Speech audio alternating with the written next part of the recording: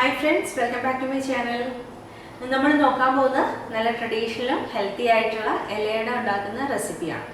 അപ്പോൾ കർക്കിടകമൊക്കെ വരുവാണ്. എല്ലാവരും വീഡിയോ കണ്ടിട്ട് ട്രൈ ചെയ്ത് നോക്കുക. നിങ്ങൾക്ക് ഇഷ്ടപ്പെട്ടാൽ ലൈക്ക് ഷെയർ ചെയ്യാൻ മറക്കരുത്. അതുപോലെ നിങ്ങളുടെ ഫീഡ്ബാക്ക് കമൻസ് ആയിട്ട് പറയാം. ചാനൽ സബ്സ്ക്രൈബ് ചെയ്തില്ലെങ്കിൽ സബ്സ്ക്രൈബ് ചെയ്യാനും മറക്കരുത്. ഓക്കെ, അപ്പോൾ നമുക്ക് ഇലയട ഉണ്ടാക്കുന്നത് എങ്ങനെയാണെന്ന് നോക്കാം.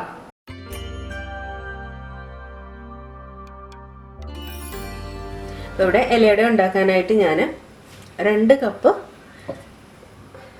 വറുത്ത അരിപ്പൊടി, അതായത് നമ്മുടെ ഇടിയപ്പത്തിനൊക്കെ യൂസ് ചെയ്യുന്ന അരിപ്പൊടി എടുത്തു വെച്ചിട്ടുണ്ട്.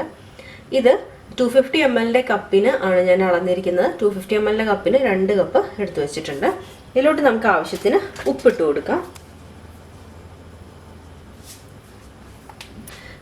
അപ്പോൾ ഉപ്പിട്ട് നമുക്കൊന്ന് ജസ്റ്റ് ഒന്ന് മിക്സ് ചെയ്തെടുക്കാം.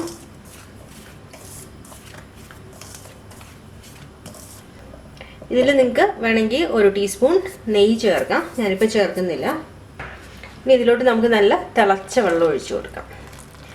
എന്നിട്ടൊരു സ്പൂൺ വെച്ചിട്ട് മിക്സ് ചെയ്യാം. നമ്മൾ ഇടിയപ്പത്തിനൊക്കെ കുഴയ്ക്കുന്ന പോലെ തന്നെ.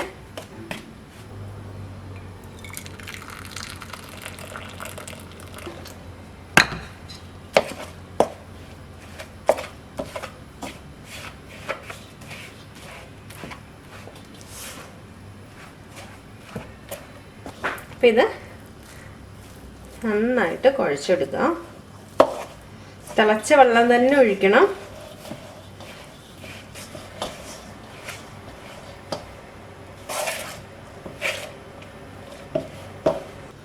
അപ്പം ഇത് ഏകദേശം ഒന്ന് ഞാൻ സ്പൂൺ വെച്ച് മിക്സ് ചെയ്ത് വെച്ചിട്ടുണ്ട്. ഇനി നമുക്ക് ചൂടാറി കഴിഞ്ഞിട്ട് മുഴുവൻ നന്നായിട്ട് ചൂടാറി കഴിഞ്ഞിട്ടല്ല, ചെറിയ ചൂടൊക്കെ ആയി കഴിയുമ്പോൾ നമുക്ക് കൈവച്ചൊന്ന് മിക്സ് ചെയ്തെടുക്കാം. അപ്പോൾ ഇത് ചൂടാറിയിട്ടുണ്ട്. ചെറിയ ചൂടുണ്ട്. ചെറിയ ചൂടോടെ തന്നെ കുഴക്കണേ. അപ്പോൾ നിങ്ങൾ ചൂടാറാനായിട്ട് വെക്കുമ്പം അടച്ച് വെക്കണം. ചെറിയ ചൂടോടെ തന്നെ നമുക്ക് കുഴച്ചെടുക്കാം. അപ്പോൾ ഇത് ഞാൻ നന്നായിട്ട് കുഴച്ചെടുത്തിട്ടുണ്ട്. ഇതേപോലെ ഇടിയപ്പത്തിനെക്കാട്ടി കുറച്ചുകൂടെ ഒരു വെള്ളമുള്ളൊരു കൺസിസ്റ്റൻസിയാണിത്. ഒരുപാട് വെള്ളം പോലെയല്ല, എന്നാലും ഇടിയപ്പത്തിനെക്കാട്ടി കുറച്ചുകൂടെ ഒരു 1/4 കപ്പ് വെള്ളത്തിൻ്റെയും കൂടെ കൂടുതലുണ്ട് ഇതിൽ. അപ്പോൾ ഇതിനെ നമുക്ക് ഇലയൊക്കെ കഴുകി വൃത്തിയാക്കി അതിലോട്ട് പരത്താം. അപ്പോൾ അതിന് മുന്നായിട്ട് നമുക്ക് ഇതിന് വേണ്ടിയിട്ടുള്ള തേങ്ങയും ശർക്കരയും റെഡിയാക്കണം. ഇവിടെ ഞാനൊരു പാൻ ചൂടാവാൻ വെച്ചിട്ടുണ്ട്. അതിലോട്ട് നമുക്ക് 2 കപ്പ് തേങ്ങ ഇട്ട് കൊടുക്കാം.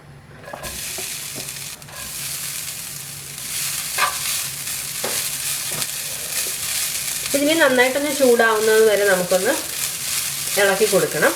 നന്നായിട്ട് ചൂടായാൽ മതി. ഒരുപാട് തേങ്ങ മൂപ്പിക്കണ്ട. തേങ്ങയുടെ ആ ഒരു വെള്ളം നനവൊക്കെ മാറിക്കഴിഞ്ഞാൽ നമുക്കിതിലോട്ട് ശർക്കര ചേർക്കാം. തേങ്ങ ചൂടാക്കാതെ തന്നെ നമുക്ക് തേങ്ങയിലോട്ട് ശർക്കര പാനി ഒഴിച്ചിട്ട് മിക്സ് ചെയ്തെടുക്കാം. പക്ഷെ അങ്ങനെ ചെയ്യുമ്പോൾ ഈ ഇലയുടെ പെട്ടെന്ന് കേടായിപ്പോവും. അപ്പോൾ ഇത് നമ്മൾ കുറച്ച് തേങ്ങ ചൂടാക്കിയിട്ട് ശർക്കര ചേർക്കുവാണെങ്കിൽ പെട്ടെന്ന് കേടാവത്തില്ല. അത് നിങ്ങൾ ചെയ്ത് നോക്കി കഴിയുമ്പോൾ മനസ്സിലാവും. ഇതിലോട്ട് ഞാനൊരു 1/4 ടീസ്പൂൺ ഏലക്കാപ്പൊടി ഇട്ടിട്ടുണ്ട്.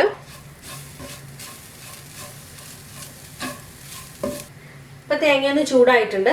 നമുക്കതിലോട്ട് ശർക്കര പാനി ഒഴിച്ചു കൊടുക്കാം.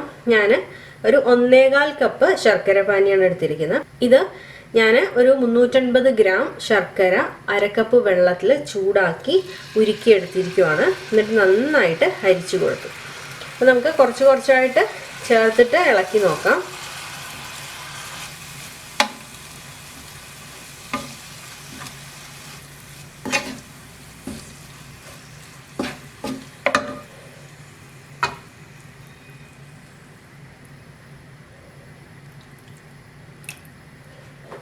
ഇളക്കിയെടുക്കാം.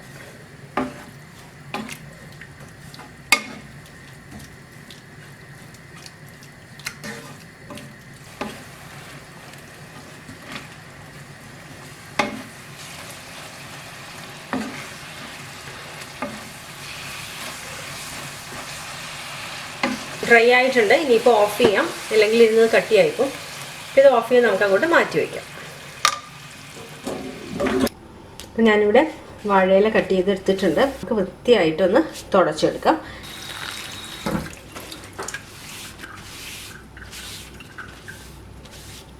അപ്പോൾ എല്ലാം നന്നായിട്ട് തുടച്ചെടുത്തിട്ടുണ്ട്. അപ്പോൾ അപ്പോൾ ഇതിനെ നടുക്കോട്ട് നമുക്ക് കുറച്ച് മാവ് വെച്ചിട്ട് പരത്തിയെടുക്കാം. കയ്യിൽ ഇച്ചിരി വെള്ളം തൂത്തിട്ട് പരത്തിയാൽ പെട്ടെന്ന് പരത്തിയെടുക്കാൻ പറ്റും.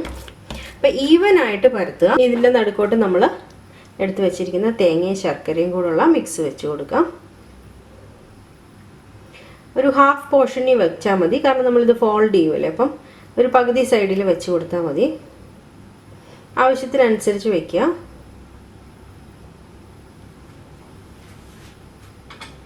ഇനി നമുക്കിത് മടക്കാം.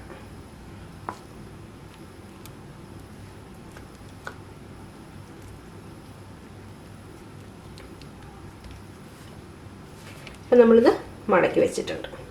ഇതുപോലെ ബാക്കിയെല്ലാം ചെയ്തെടുക്കാം.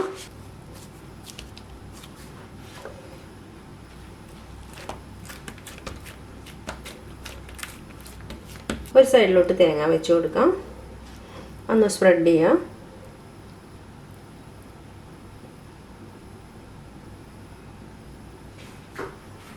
എന്നിട്ടിത് ഫോൾഡ് ചെയ്യാം.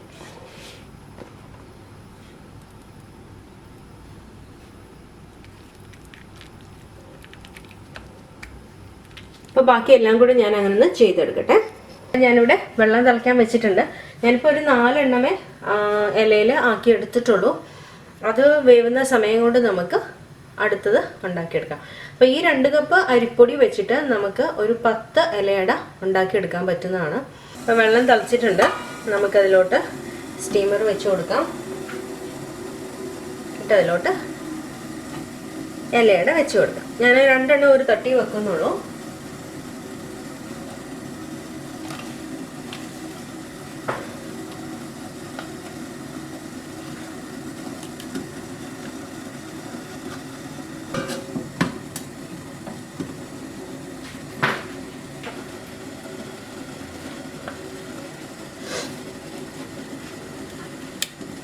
ഇഡ്ഡലി ഉണ്ടാക്കുന്ന ഇഡ്ഡലി തട്ടിൽ വേണമെങ്കിൽ അവിൽ വേവിച്ചെടുക്കാം. അപ്പം ഞാനിപ്പോൾ ഈ സ്റ്റീമറിൽ ചെയ്തതേ ഉള്ളൂ. അപ്പം 4 എണ്ണം മൊത്തത്തിൽ വെച്ചിട്ടുള്ളൂ. താഴത്തെ തട്ടിൽ 2 എണ്ണം, മേളത്തെ തട്ടിൽ 2 എണ്ണം. അപ്പം ഇത് നന്നായിട്ട് വെന്ത് കിട്ടട്ടെ. അപ്പം അത് കഴിഞ്ഞ് നമുക്ക് നോക്കാം. ഇപ്പോൾ ഒരു 10 മിനിറ്റ് ആയിട്ടുണ്ട്. നമുക്കൊന്ന് തുറന്ന് നോക്കാം.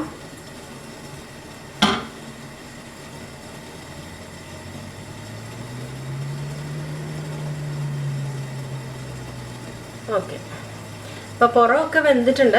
അകം വെന്തിട്ടുണ്ടായിരിക്കുമെന്ന് നമുക്ക് ഉറപ്പില്ല. അപ്പോൾ ഒരു 5 മിനിറ്റ് കൂടെ വെച്ച് കഴിഞ്ഞിട്ട് നമുക്ക് എടുക്കാം. നമ്മൾ അധികം കട്ടിയിലെല്ലാം ഉണ്ടാക്കിയിരിക്കുന്നതുകൊണ്ട് പെട്ടെന്ന് വെന്ത് കിട്ടും. ഒരു കാര്യം ശ്രദ്ധിക്കുക, ഈവനായിട്ട് പരത്തുവാണെങ്കിൽ എല്ലാ സൈഡും ഒരുപോലെ തന്നെ വെന്ത് കിട്ടും. ഇതിപ്പോൾ ഒരു 5 മിനിറ്റ് കൂടെ ആയിട്ടുണ്ട്. ഇനി നമുക്കിത് എടുക്കാം. വെന്തിട്ടുണ്ടായിരിക്കും.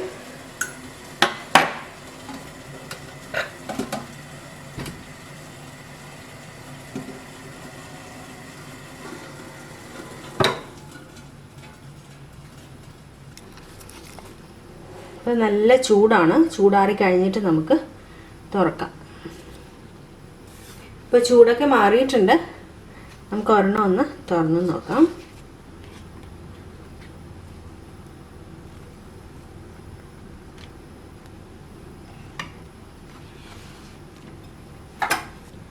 അപ്പോൾ നന്നായിട്ട് വെന്തിട്ടുണ്ട്.